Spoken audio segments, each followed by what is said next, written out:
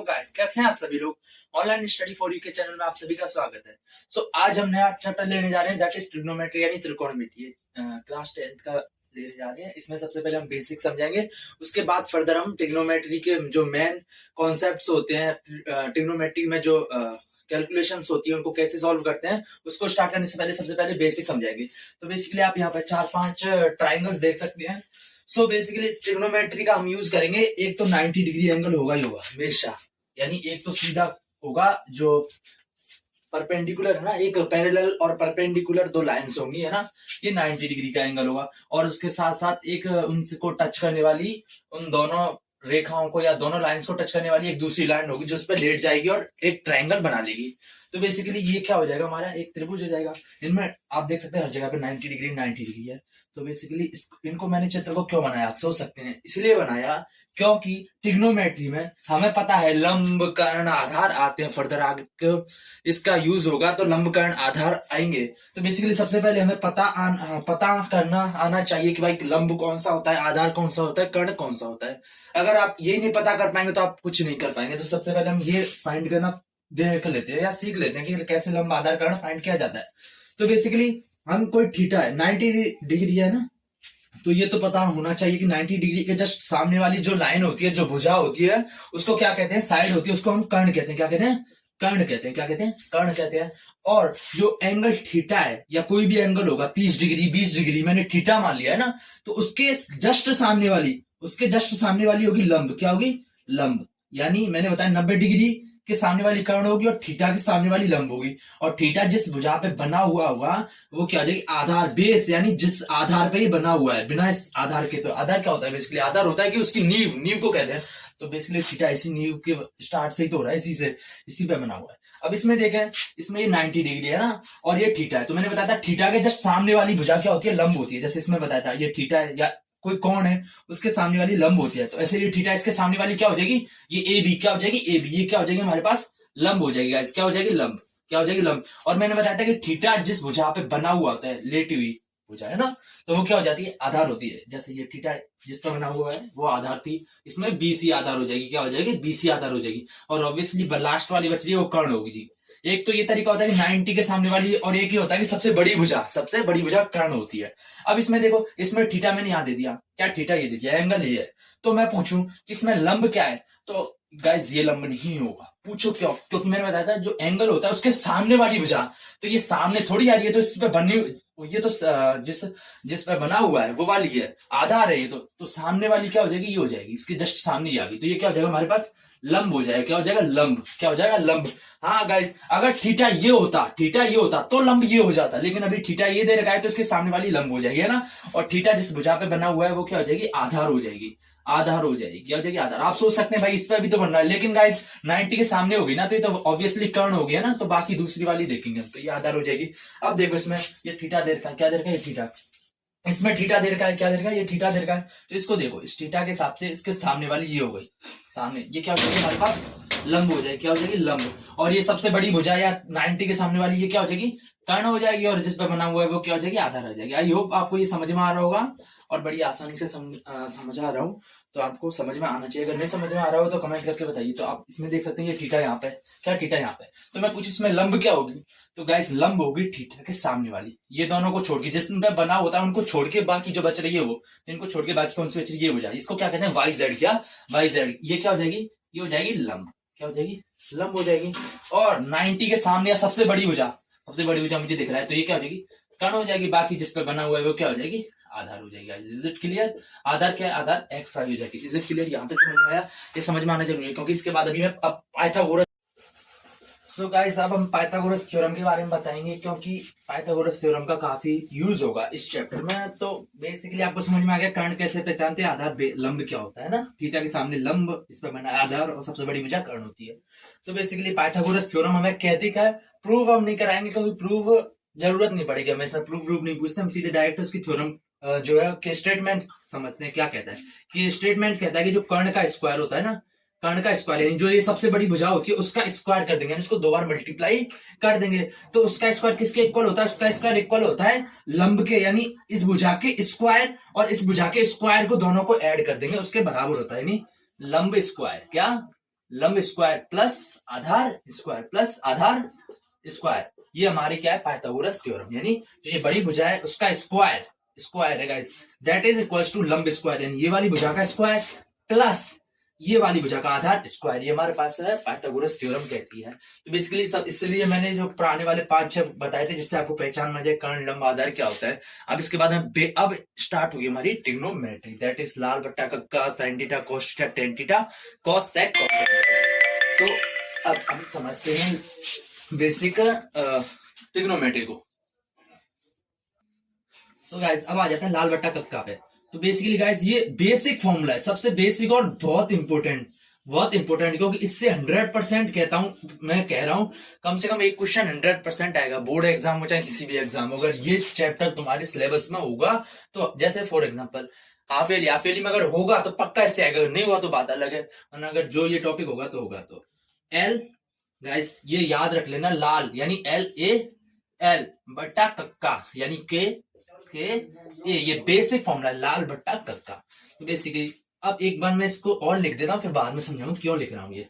तो स्टार्टिंग में लिखूंगा मैं साइन थीटा, क्या साइन थीटा, ये कॉस थीटा, ये कॉस थीटा, और ये गाइस टेन थीटा है ना, इधर टेन साइन कॉस टेन, फिर नीचे से करूंगा मैं इधर कॉट थीटा, क्या कॉट, और इधर सेक थीटा गाइस, और ये cosec theta. I hope ये तो आपको याद हो जाएगा लाल बट्टा कक्का, लेकिन मैं उम्मीद करता हूं कि ये चीजें आप याद कर लोगे, साइन कोस टेन कॉट सेक कॉस सेक, ये याद कर लोगे, और इसी सीक्वेंस में याद करना, क्योंकि इस फॉर्मूले से मैं कम से कम 10 से 15 फॉर्मूले आपको याद करवाऊंगा, क्या 10 से 15 फॉर्मूले। तो बेसिकली गाइस ये मैं लिख क्यों रहा हूं, ये इसलिए लिख रहा हूं कि क्योंकि गाइस मैंने शायद मिटा दिया। फॉर एग्जाम्पल ये कोई है चीज, ये कोई ट्राइंगल है, तो बेसिकली गाइस हम बेसिकली इस चीज को समझ क्यों नहीं ट्रिग्नोमेट्री, क्योंकि आपने देखा होगा कि कोई पेड़ है या फिर कोई इमारत खड़ी है ना, कोई इमारत खड़ी है, और कोई एक किसी दूरी पे मुझे पता है कि मुझे एक स्टेशन खड़ा करना है, इमारत छोड़ो एक स्टेशन खड़ा करना है, और मुझे इतना पता है कि भाई उस पॉइंट, 2 पॉइंट के बीच की दूरी इतनी होगी, 2 पॉइंट के बीच की दूरी इतनी होगी, और एक परफेक्ट जो है, क्या एक परफेक्ट खड़ा करने के लिए जो क्या कहते हैं बिल्डिंग या फिर कोई टावर खड़ा करने के लिए मुझे कितनी हाइट चाहिए। तो बेसिकली गाइस उसके लिए मैं करूंगा, मैं इसका यूज करूंगा, ये एंगल्स का कैसे यूज करूंगा, थीटा है, ये 3 मीटर दे रखी होगी, सपोज करो मुझे, मैं कहने का मतलब है कि जैसे कि मेरे पास एक खेती है, एक जमीन है, अब मुझे पता है उसकी लेंथ इतनी है, सपोज करो 30 मीटर है ना, 30 मीटर है, क्या 30 मीटर है, और मुझे पता है कि उसमें से मैं 30 मीटर मुझे लेंथ लेनी है मैक्सिमम, तो मैं कितना बड़ा टावर खड़ा करूं जिससे स्टेबल हो जाए। तो मैं इस एंगल का ऐसा कुछ एंगल यूज करूंगा 30 या 40, जिस हिसाब से मुझे यूज करना होगा। तो मतलब इस तरीके से हम इसका यूज करते हैं। और इसके अलावा हम जैसे कि एरोप्लेन उड़ रहा है, क्या एरोप्लेन उड़ रहा है, क्या कोई खुफिया वो आ गई, क्या आ गई खुफिया या फिर विदेशी, चाइना ने, सपोज करो चाइना ने अटैक कर दिया हमारे ऊपर, और हमारी एक मिसाइल यहाँ पे खड़ी है, क्या मिसाइल यहाँ पे खड़ी है, और वो एक कांस्टेंट स्पीड से जा रहा है, क्या स्पीड से जा रहा है, तो हम पता कर लेंगे भाई इतनी देर में इतना दूरी चलेगा, सपोज करो 500 मीटर 500 किलोमीटर चलेगा, और हमें पता है कि भाई ये हाइट हम नाप लेंगे, हम राडार सिस्टम से हाइट नाप लेंगे, तो हम इस दूरी को भी निकाल सकते हैं, क्या इस दूरी को निकाल सकते हैं पाइथागोरस थ्योरम से। फिर हम उसी पॉइंट पे, हमें पता है कि अभी इस पॉइंट पे, हमें पता है इस पॉइंट पे, और ये इतनी स्पीड से चल रहा है, तो हम अंदाजा कर लेंगे भाई इतनी मिनट में, ये इतने मिनट में या इतने टाइम में यहाँ तक पहुंच जाएगा, और इतनी दूरी हो जाएगी, और ये इतनी हाइट है, तो हम निकाल लेंगे, पहले ही यहाँ से मिसाइल छोड़ देंगे इस पॉइंट पे, जैसे जैसे इधर पहुंचेगी मिसाइल आ जाएगी, अपने आप टकरा जाएगी। तो बेसिकली इनमें भी यूज होता है, और काफी स्पेस में बहुत यूज होता है। तो अभी हम इस पे ज्यादा नहीं जाती हूँ, सीधे अपने बेसिक कॉन्सेप्ट पे आते हैं, अपने मेन टॉपिक पे आते हैं। आपसे कोई नहीं पूछता, आपसे ये पूछना है कि साइन कोस्टेन कॉट सेक कोसेक। तो बेसिकली गाइस इसमें मैं साइन थीटा का फॉर्मूला लिखूंगा, क्या साइन थीटा। एक बार यहाँ मैं एक डायग्राम जरूर बना लेता हूँ, एक नॉर्मल सा डायग्राम जरूर बना लेता हूँ। ये थीटा, तो गाइस ये थीटा मान लिया मैंने, और ये 90 डिग्री है, और मैंने ये ABC ऐसी मान लिया, PQR कुछ ही मान लिया ना, इसलिए इस हिसाब से करूंगा। तो अब मैं इसमें बोलूं, इसमें क्या है, थीटा है, तो लंब ये हो जाएगा, क्योंकि थीटा के सामने वाला लंब मैं ऑयल से शॉर्ट में डिनोट कर रहा हूं, और आधार क्या है, ये वाला, आप समझ में आ गया, और ये कर्ण होता है, ये तो मुझे अब समझाने की जरूरत नहीं है। तो साइन थीटा क्या होता है, साइन थीटा होता है कि साइन थीटा, अब हम लाल बटा कक्का पे देख सकते हैं कि साइन थीटा मैंने यहाँ पे लिखा है, इसके जस्ट ऊपर लिखा है ना, एल के ऊपर। तो देखो गाइस साइन थीटा का फॉर्मूला लिखूंगा, एल से स्टार्ट हो रहा है नीचे, यानी इन दोनों को लूंगा, क्या लाल L बाई के, यानी L बाई के। एल क्या है यहाँ पे मैंने बताया था शॉर्ट में, मैं लंब को लिखूंगा L, तो L क्या है, ये लंब है, और के क्या है, कर्ण है। तो बेसिकली अब मैं ये लिखा क्यों, ये क्या लिखा क्यों, या इसका यूज कैसे होगा। तो बेसिकली आपको कुछ ट्राइंगल दे देगा, उसमें एल की जगह एल नहीं लिखेगा, इधर थीटा लिख देगा सिर्फ, और इधर एल की जगह 3 लिख देगा, और इधर के की जगह सपोज करो 5 लिख देगा, है ना, 5 लिख देगा, और इधर 4 हो जाएगा, वो तो पाइथागोरस से निकाल लोगे, है ना, 4 हो जाएगा। तो आपसे पूछेगा साइन थीटा कितना होगा, तो साइन थीटा आप फिर आपको पता होगा लाल बट्टा का क्या लिखोगे, इससे आप फाइंड करोगे एल बाई के होता है, क्या होता है एल बाई के। तो एल यहाँ पे क्या है 3, और के क्या है यहाँ पे 5 है, एल क्या है 3 और 5 है, तो एल की जगह 3 रख दो, नीचे 5 रख दो, 3/5 आ जाएगा। इस फॉर्मूले का यूज करते हुए हमने साइन थीटा की वैल्यू फाइंड कर ली। इस तरीके से हम फाइंड करेंगे वैल्यू, वो आपको फर्दर क्वेश्चन में समझाएंगे, जैसे ये प्रोसीजर हो जाएगा, उसके बाद मैं क्वेश्चन भी करवाऊंगा। और कॉस थीटा क्या है यहाँ पे, कॉस थीटा देखो, कॉस थीटा होता है यहाँ पे आधार बट्टा कर्ण। कॉस कहां से, ए से स्टार्ट हो रहा है, नीचे हमें नीचे की तरफ जाना है ना, तो ए बाई के यानी आधार बट्टा कर्ण, ये आधार है बट्टा कर्ण, यानी ये जो भी वैल्यू होगी उसमें के का डिवाइड कर देंगे, ए बाई के होगा। और टेन थीटा क्या होगा, टेन थीटा होगा गाइस, यहाँ पे देख सकते हैं लंब बटा आधार। अब आपने आप ही समझ गए होंगे, इतने इंटेलिजेंट है, बहुत होशियार है, आप सीधे सीधे कर सकते हैं। और मैं बोलूं कॉट थीटा क्या होगा, कॉट थीटा होगा लंब बटा आधार है, और ये आधार बटा लंब, क्योंकि गाइस टेन थीटा मैंने लंब एल के ऊपर लिखा, तो यहां से जाएगा, है ना, इज इट क्लियर। अब मैं कॉट के आ गया, कॉट किसके ऊपर रखा है, कॉट ए के पास रखा है, तो ए से एल की तरफ जाऊंगा, है ना, इज इट क्लियर स्टूडेंट्स। तो a by l, a by l, है ना। और सेक थीटा किसके पास रखा है गाइस, मैं इसको सेक को इधर लिखना था, पर अब कहीं लिख दो, थोड़ा आगे पीछे में क्या दिक्कत है। तो सेक किसके पास रखा है, के पास है, तो के बाई ए, यानी ऊपर नीचे जाना है हमें, इधर उधर नहीं, के बाई ये वाला कर दो, के बाई के कर दो, ऐसे नहीं, यहां से यहां जाना है, ऊपर से नीचे, नीचे से ऊपर, तो के बाई ए, क्या सेक थीटा क्या आ जाएगा हमारे पास, आ जाए के बाई ए, के यानी कर्ण बटा आधार। और कॉसेक क्या हो जाएगा, के बाई एल, कॉसेक क्या हो जाएगा, के बाई एल, के बाई एल हो जाएगा। ये समझ में आ गया आपको, ये 6 फॉर्मूले बन गए। अभी इसके बाद और कुछ फॉर्मूले लिखवाते हैं, आप यहाँ तक इनको एक बार नोट कर लीजिए, और या फिर स्क्रीनशॉट खींच लीजिए। तो गाइस अब थोड़ी सी चीज और लिखवा देता हूं मैं, क्या लिखवाता हूं वो आप देखो, आप देख सकते हैं साइन थीटा क्या होगा, साइन थीटा होगा 1/cosec थीटा, cosec थीटा यानी इसका उल्टा। एक तो ट्रिक ये है कि लाल बट्टा का और ये लिख लिया sin cos tan cot sec cosec. एक तो ट्रिक से याद करें तो ये कर सकते हैं कि साइन इसके नीचे आ रहा है तो यानी 1/में हो जाएगा, कॉस के नीचे क्या आ रहा है सेक आ रहा है तो 1/cos थीटा क्या हो जाएगा, cos थीटा हो जाएगा 1/sec थीटा, क्या 1/sec थीटा है ना, यानी नीचे आ रहा है वो उल्टा हो जाएगा। या फिर कह दूं sec theta equal to 1/cos theta, यानी इसको इसका उल्टा कर दो या इसको इसका उल्टा कर दो, एक ही मतलब है ना। कैसे मतलब है, सेक को इधर पहुंचा दो कॉस को इधर लिया, तो एक ही मतलब बन जाएगा, है ना। अब मैं बोलूंगी टेन थीटा, टेन थीटा क्या होगा, इधर लिख देता हूँ गाइस मैं, टेन थीटा क्या होगा, टेन थीटा देखो, टेन थीटा किसके नीचे, टेन थीटा के नीचे क्या है कॉट थीटा है ना, तो क्या लिखता हूँ 1/cot थीटा, ये लिख सकता हूँ ना मैं गाइस, लिख सकता हूँ, इज इट क्लियर। यानी एक तो ट्रिक है कि साइन आ रहा है फिर उसका उल्टा क्या हो जाएगा, उसके नीचे वाला देख लो, कॉस आ रहा है उसका उल्टा, ये नीचे वाला देख लो, टेन आ रहा है उसके उल्टा नीचे देखो। हमें कुछ कॉट थीटा का उल्टा क्या होगा, तो कॉट के नीचे क्या आ रहा है टेन आ जाए, इसके हिसाब से ये नीचे है ना, इसके हिसाब से ये नीचे है ना, तो कॉट के उल्टा टेन हो जाएगा, सेक का उल्टा कॉस हो जाएगा, कॉस हो जाएगा और कॉसेक का साइन हो जाएगा गाइस। और एक बिल्कुल प्रॉपर तरीके से समझे तो साइन थीटा देखो फॉर्मूले से एल बाई के होता है, एल बाई कॉसेक क्या है के बाई एल, यानी एल बाई के कॉसेक तक के बाई एल, यानी इसका उल्टा ही था ना, एल बाई के का उल्टा तो के बाई एल होता है ना, यानी साइन थीटा में एल ऊपर आ रहा था के नीचे आ रहा था, कॉसेक में के ऊपर आ रहा है एल नीचे आ रहा है, इसका उल्टा कर दिया ना, तो एक तरह से हमने उल्टा ही कर दिया। अब कुछ ज्यादा झंझट में जाने की जरूरत नहीं है, आप ये समझ लो कि भाई इसके नीचे और उल्टा है, ट्रिक से याद कर लो गाइस। ये समझ में आ गया। अब इसके बाद मैं फर्दर फॉर्मूले समझाऊं, पर अभी उसकी जरूरत नहीं है, पहले हम एक्सरसाइज के कुछ क्वेश्चन करते हैं जिससे आपको समझ में आइए, एक बार नोट कर लीजिए आप।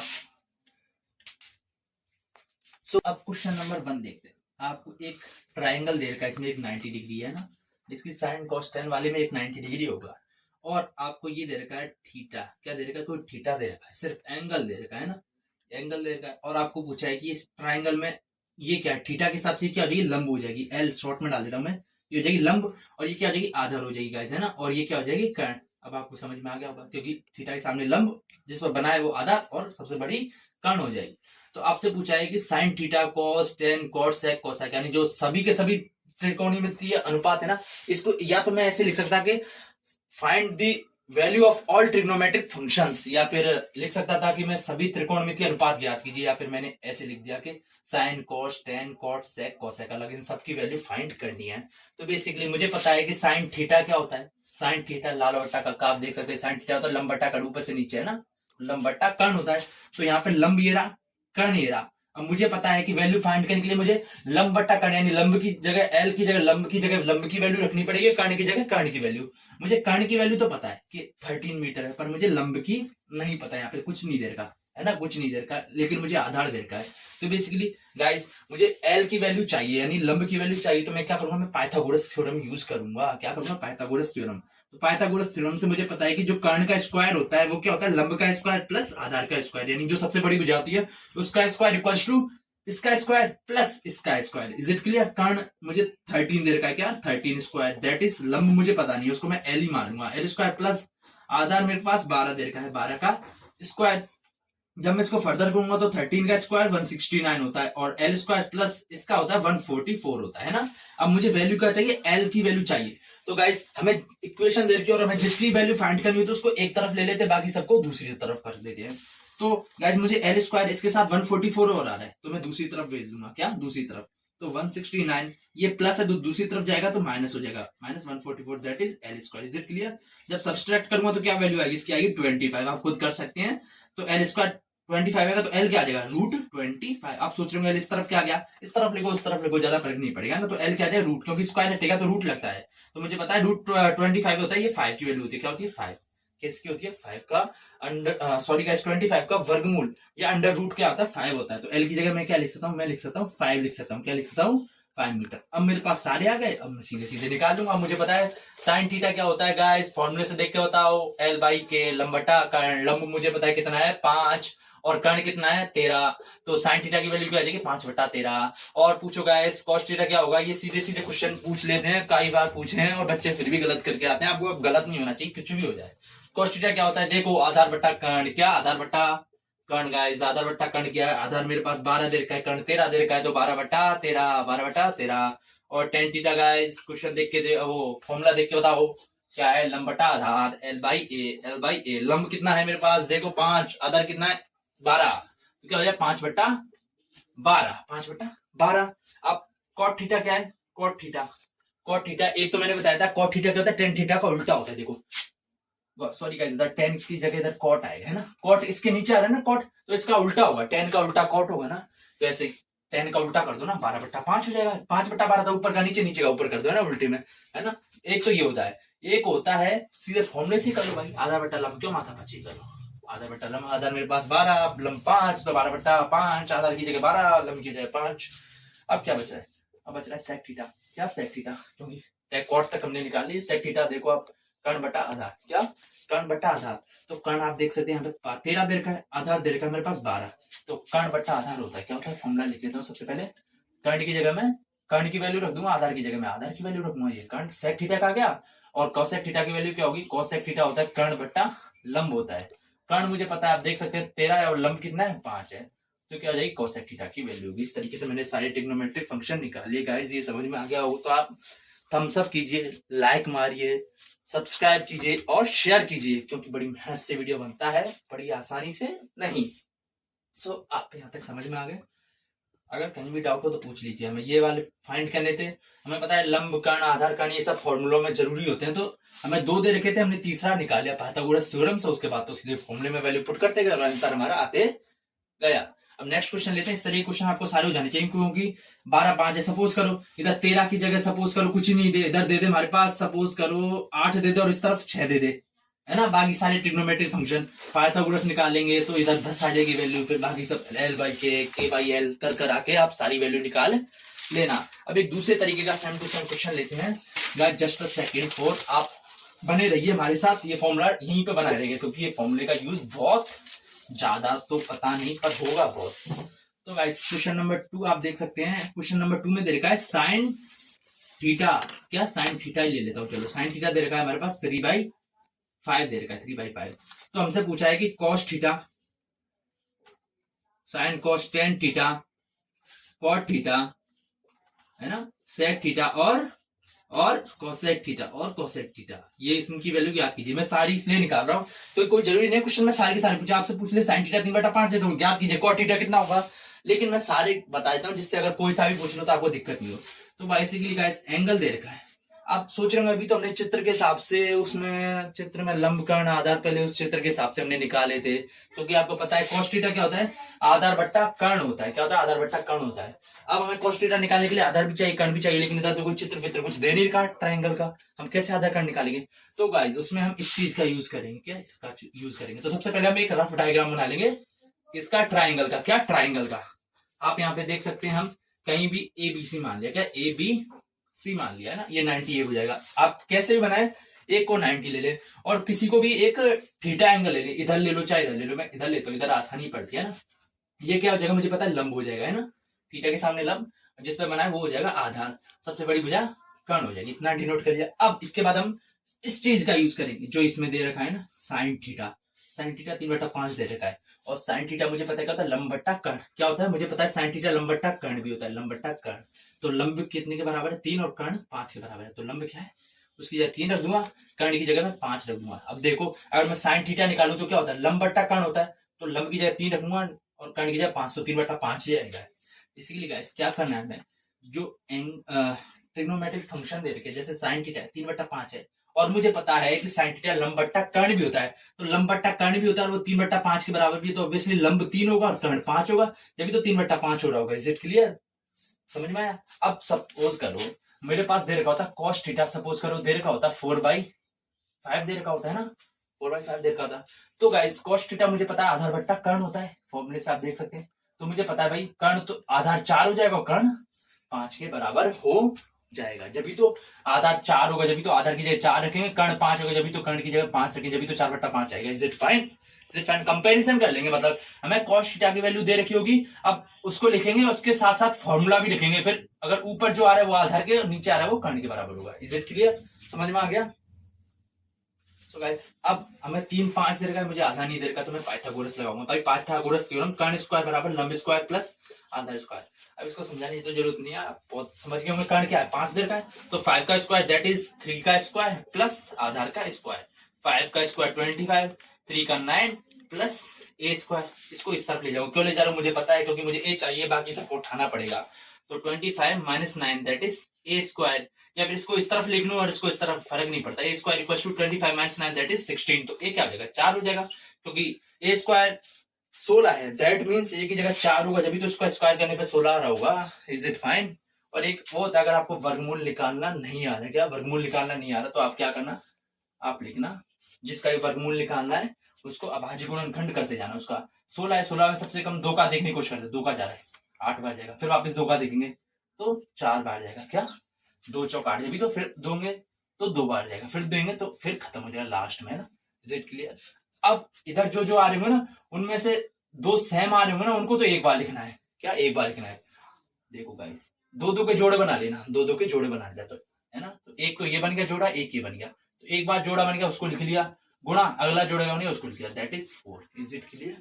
तो ये होता है वर्गमूल निकालने का। अब एक और बता देता हूँ, कोई दूसरे के हिसाब से बताता हूँ। सपोज करो ए स्क्वायर, सपोज करो क्या होता है हमारे पास 36 होता, मुझे तो क्या निकालना होता है, बराबर √36। क्या √36? मुझे वर्गमूल, स्क्वायर तो सब निकाल लेंगे, स्क्वायर निकाल लेंगे। सपोज करो 8 का स्क्वायर क्या होगा, तो 8 को 8 से गुणा कर देंगे। Is it clear? ये तो सब निकालेंगे।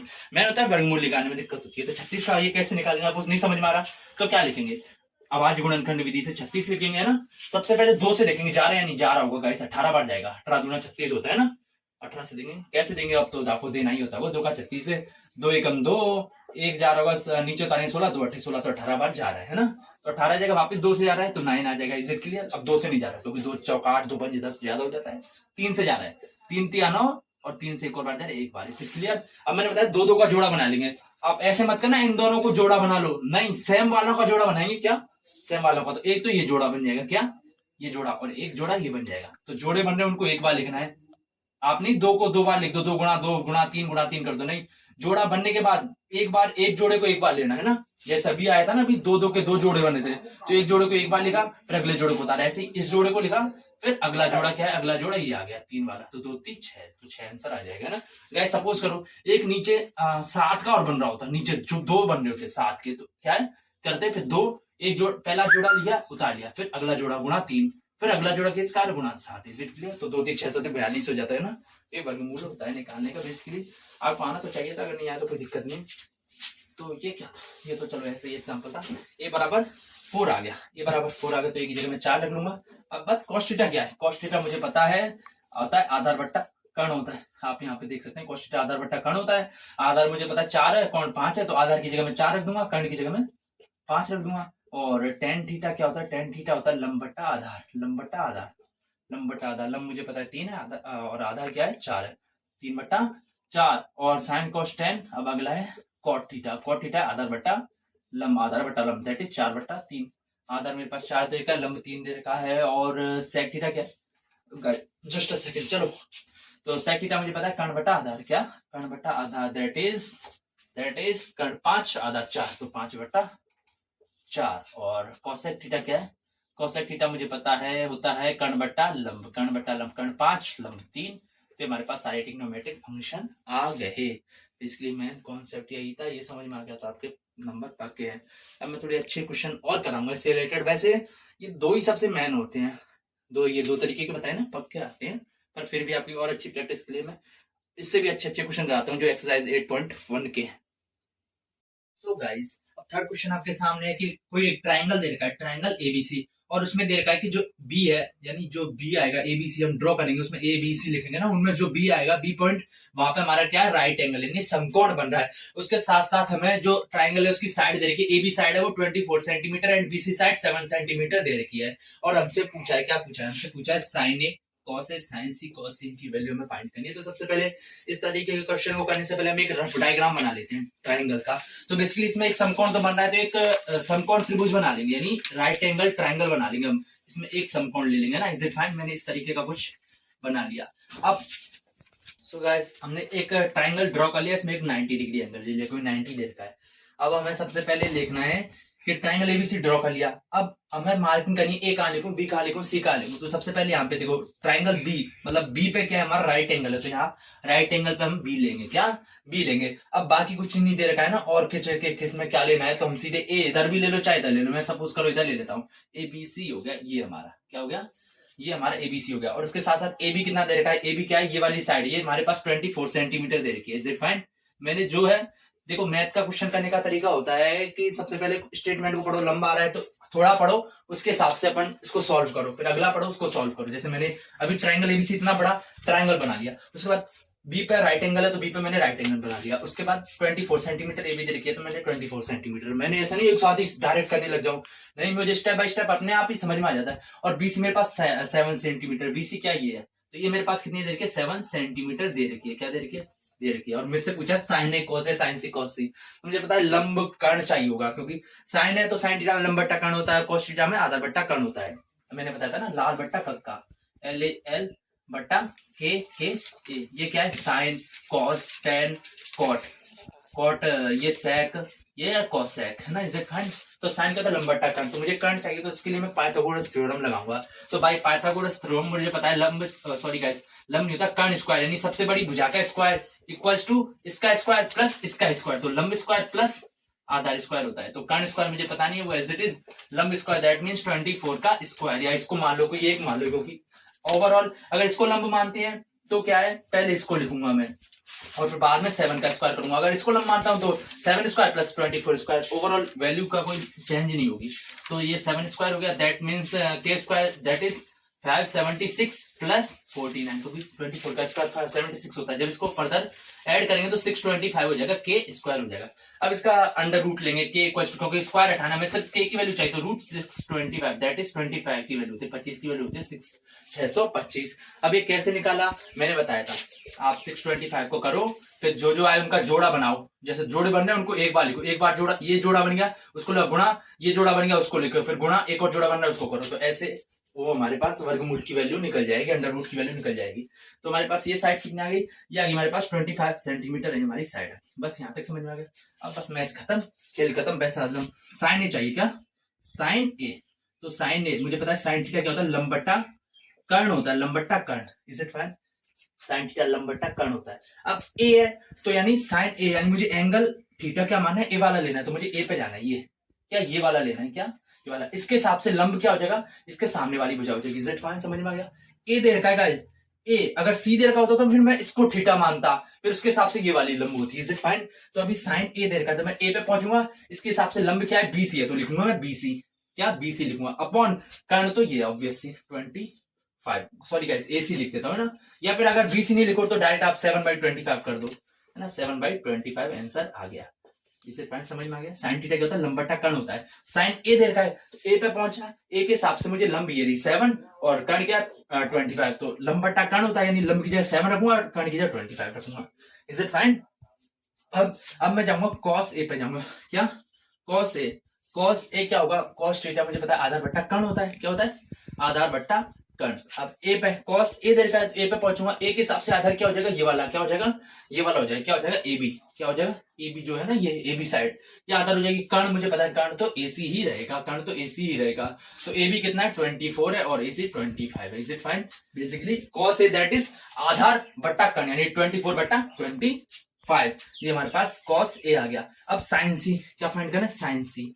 अब देखो यहाँ पे एंगल चेंज हो गया, इधर ए आ रहा था सी आ गया, अब मैं क्या करूँ सी के हिसाब से देखूंगा।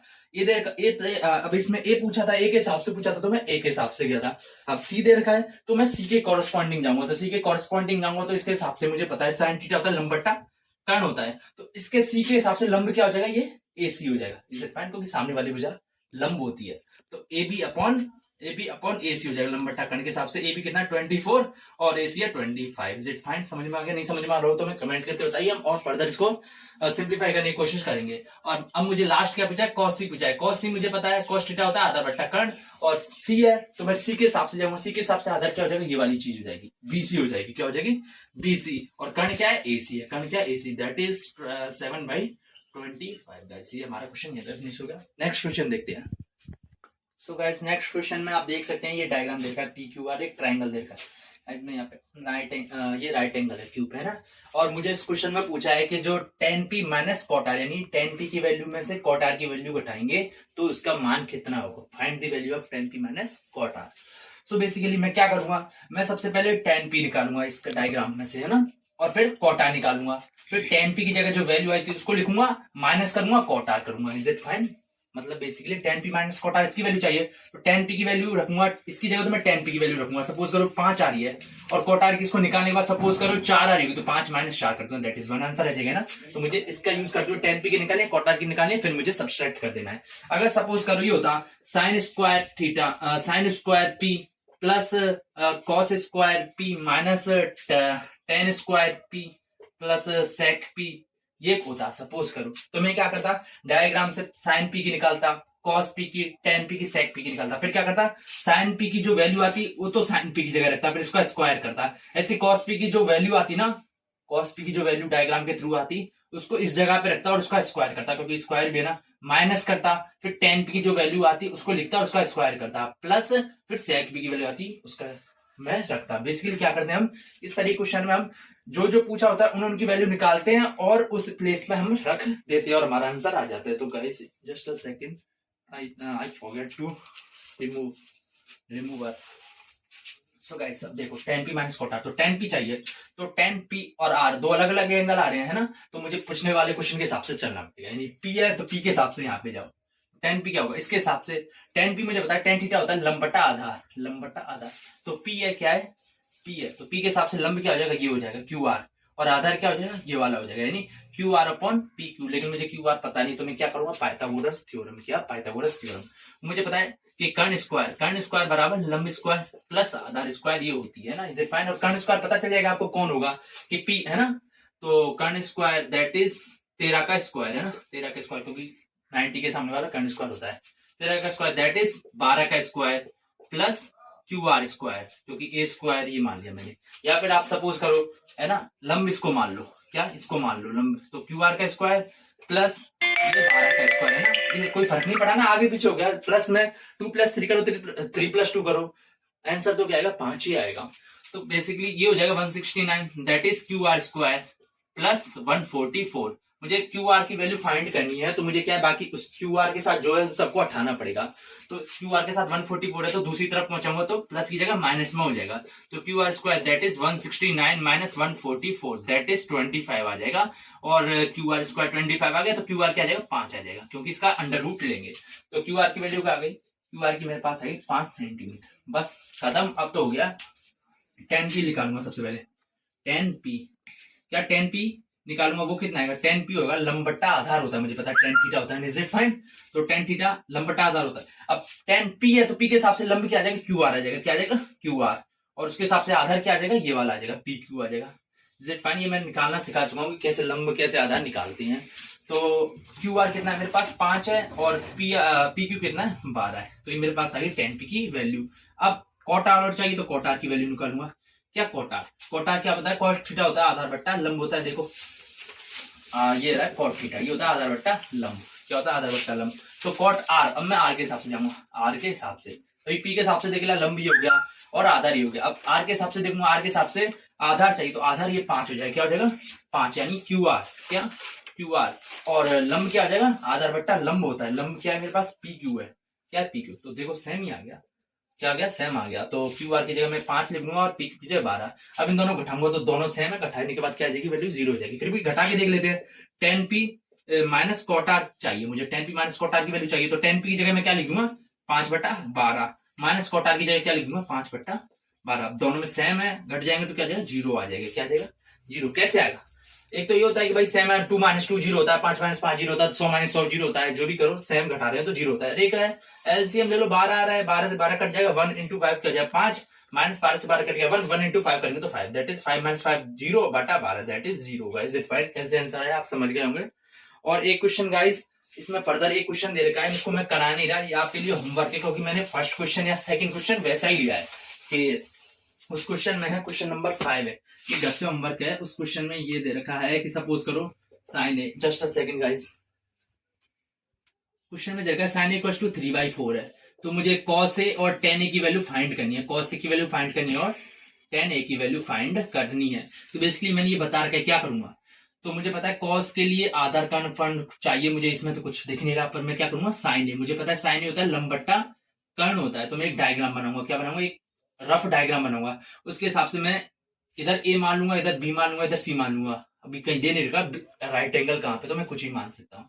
तो इस हिसाब से साइन ए लंब बट्टा कर्ण होता है ना। तो इस हिसाब से लंब कितना हो गया? 3 हो गया, और कर्ण कितना हो गया? 4 हो गया। Is it fine? समझ में आ गया? तो 3 हो जाए 4 हो जाए, पाइथागोरस से ये निकाल लेना, और फिर उसके बाद तो cos ए tan आप निकाल ही सकते हैं। मैं करा चुका हूँ। अब अगला क्वेश्चन लेते हैं, आप खुद कर सकते हैं इसको आराम से। I hope you are able to do this question. अगर फिर भी नहीं आए तो मुझे टेलीग्राम पे कमेंट करके बताइए, या फिर मुझे इंस्टाग्राम पे आइए और मैं वहां पे आपको शेयर करूंगा आंसर। तो अगला क्वेश्चन देखता हूँ मैं इसमें। एक ये दे रखा है 15 cot a = 8। क्वेश्चन में दे रखा है 15 cot a = 8 दे रखा है। तो मेरे से वैल्यू किस किस की पूछी है? मेरे से पूछी है value sin a and sec a की। क्या sin a की पूछी है? क्या पूछा? sin a and sec a की वैल्यू पूछी है। तो बेसिकली ये सेम टू सेम पिछला वाला क्वेश्चन हो गया। 15 cot a है, तो सबसे पहले मैं cot a को अलग करूंगा। क्या अलग करूंगा? सिंपल एक तरफ रखूंगा। तो 15 गुणा cot a है, तो दूसरी तरफ भेजूंगा तो भाग में पड़ जाएगा, तो 8/15 हो जाएगा। cot a 8/15 हो गया। तो सबसे पहले मैं एक डायग्राम बनाऊंगा। क्या? एक डायग्राम बनाऊंगा। क्या बनाऊंगा? डायग्राम। तो इधर मैं मान लूंगा ए, ये बी मान लूंगा, ये सी मान लूंगा। आप सोच रहे होंगे बी पे क्यों राइट एंगल माना? भाई आप इधर सी पे मान लो, कोई भी मान लो। अभी क्वेश्चन में दे नहीं लिखा ना राइट एंगल कहां है, तो आप कहीं भी मान सकते हैं। तो cot a 8/15 है, और मुझे पता है cot थीटा क्या होता है? आधार बट्टा लंब होता है। cot थीटा क्या होता है? cot a क्या हो जाएगा? आधार बट्टा लंब के बराबर भी हो जाएगा। Is clear? ये फॉर्मूला होता है। तो इस हिसाब से कंपैरिजन करो, आधार बट्टा लंब, यानी ऊपर आधार आ रहा है, नीचे लंब आ रहा है। इसमें देखो ऊपर 8 आ रहा है, नीचे 15 आ रहा है। आधार 8 के बराबर हो रहा होगा और लंब 15 के बराबर होगा। तो आधार क्या है? 8 है, क्योंकि ए के हिसाब से ये आधार हो गया, ये लंब हो गया। Is it clear? आप पता करिए। और लंब और आधार कैसे सामने वाला लंब होता है, बेस आधार होता है। ये कर्ण आप पाइथागोरस थ्योरम से निकाल लेना। निकालो, कर्ण निकल गया, उसके हिसाब से साइन थीटा लंब बटा कर्ण कर देना, 15 जो भी है। सेक थीटा क्या होता है? सेक थीटा होता है कर्ण बटा आधार, यानी कर्ण जो भी वैल्यू है अपॉन 8 कर देना। ये आंसर आ जाएगा आपका। ये भी आप खुद कर सकते हैं। I hope you are able to understand and you are able to solve. और भाई गाइस, अगर क्वेश्चन आपके पेपर में एग्जाम में आए ऐसा, तो गलत होना नहीं चाहिए। Is it fine? क्योंकि बड़ी मेहनत से करा रहे हैं, और ज्यादा टफ नहीं है, वैसे बहुत इजी मैथ है। बस आपको मैंने कि उसको अपनाने की जरूरत है। किसी चीज को अपना लेंगे आराम से तो आसान लगेगी, बड़ा मजा आता है इसको सॉल्व करने में। Is it fine? अब अगला क्वेश्चन देखते हैं। नेक्स्ट क्वेश्चन 7th नंबर का क्वेश्चन। 7th में बेसिकली यहाँ तक जो करा दिया, मैं 2 से 3 क्वेश्चन मैंने आपको खुद करने के लिए दिए है। 7th क्वेश्चन पर जाते हैं। इसमें दे रखा है कि if angle A and angle B are acute angle, यानी न्यून कोण है, एक्यूट यानी न्यून कोण और ऑब्ट्यूज यानी जो अधिक कोण होता है। तो अभी न्यून कोण दे रखा है, न्यून कोण क्या होता है, जो 90 डिग्री से कम होता है, यानी ए और बी दोनों 90 डिग्री से कम है। और साथ ही साथ हमें दे रखा है cos A equals to cos B दे रखा है। तब हमें क्या फाइंड करना है, then show that angle A equals to एंगल B, यानी हमें सिद्ध करना है कि A बराबर B, यानी A कोण और B का कोण दोनों सेम होंगे। तो हमें सिद्ध करना है, सबसे पहले हम क्या करेंगे, हम एक डायग्राम बनाएंगे, रफ डायग्राम क्या बनाएंगे, क्योंकि cos A cos B देखा है तो मुझे पता है cos थीटा ये आ गया ना, ट्रिग्नोमेट्री आ गई, तो आधार खंडफल चाहिए, तो मैं सीधे एक एंगल वो बना लूंगा, क्या बना लूंगा, ट्रायंगल बना लूंगा।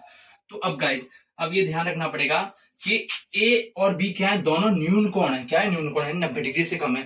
तो ये 90 डिग्री पे ए नहीं ले सकता, मैं ना बी ले सकता, क्योंकि मुझे सीधे सीधे दे रखा है ये क्या है, न्यून कोण है। क्या है गाइस, न्यून कोण है, यानी वो समकोण नहीं है। अगर राइट एंगल दे रखा होता, कोई एक राइट एंगल दे रखा होता तो उसको ले लेता, लेकिन ए और बी दोनों समकोण नहीं है, तो ए बी दोनों लेना नहीं है, तो इसकी जगह मैं सी ले लूंगा यहाँ पे। बाकी ए यहाँ पे ले लो और बी यहाँ पे ले लो, या फिर ए ऊपर ले लो बी नीचे ले लो, क्योंकि बाकी हमें इतना दे रखा है दोनों न्यून कोण है। अब ये नहीं दे रखा प्लेस के हिसाब से, हमें कोई दिक्कत नहीं है ना गाइस। अब इसको थोड़ा सा दर्शा देंगे। अब मैंने यहाँ तक तो कर लिया, ए और बी न्यून एक्यूट एंगल यानी न्यून कोण है, उसके हिसाब से मैंने यूज कर लिया। अब क्या करूंगा, अब मैं यूज करूंगा इस चीज को, क्या क्या दे रखा है मुझे, cos A equals to cos B दे रखा है, cos B दे रखा है। तो cos A, तो cos थीटा मुझे पता है क्या होता है, आधार बट्टा कर्ण होता है। अब A दे रखा है, क्या A दे रखा है, उधर B दे रखा है, दोनों अलग अलग आ गए ना।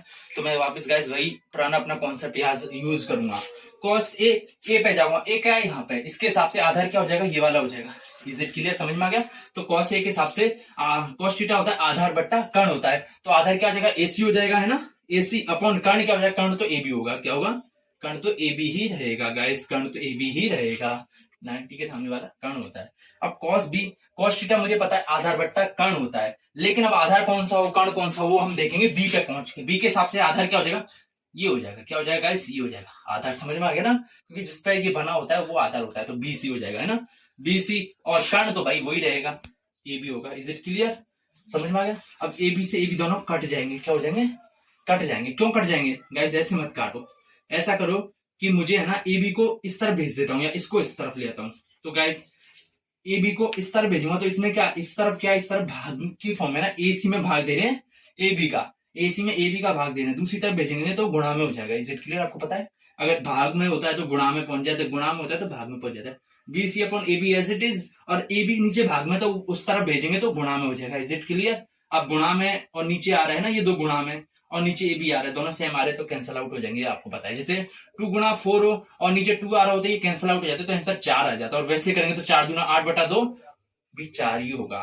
तो गाइस AC बराबर BC आ गया इसके हिसाब से, क्योंकि ये दोनों तो कट गए आपस में, कैंसिल आउट हो गए, तो AC बराबर BC, यानी ये दोनों भुजाएं बराबर हो जाएंगी, AC ये वाली भुजा और BC ये दोनों बराबर भुजाएं हो गई। Is it clear. और गाइस एक सर्वांग समता का नियम होता है कि अगर जो भुजाएं समान होती है ना, क्या जो भुजाएं समान होती है तो उनके सामने वाले कोण भी समान होते हैं, यानी BC के सामने वाला कोण क्या हो जाएगा, BC के सामने वाला क्या हो जाएगा, A कोण हो जाएगा, सामने वाला कोण ये हो गया, और AC के सामने वाला कोण क्या हो जाएगा, B हो जाएगा। यानी कि मैंने बताया था कि समान भुजाओं के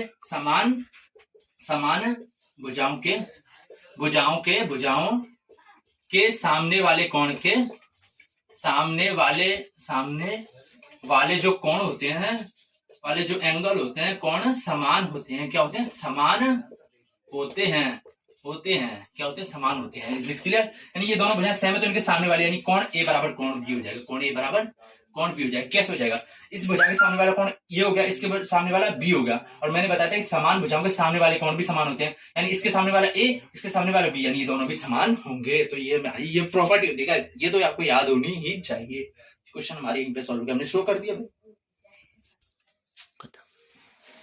अब अगला क्वेश्चन है कि दे रखा है कि cot थीटा इक्वल्स टू 7/8 दे रखा है, कि cot थीटा की वैल्यू 7/8 दे रखी है, और हमें फाइंड करना है, then find the value of 1 plus sin theta into 1 minus sin theta upon 1 plus cos theta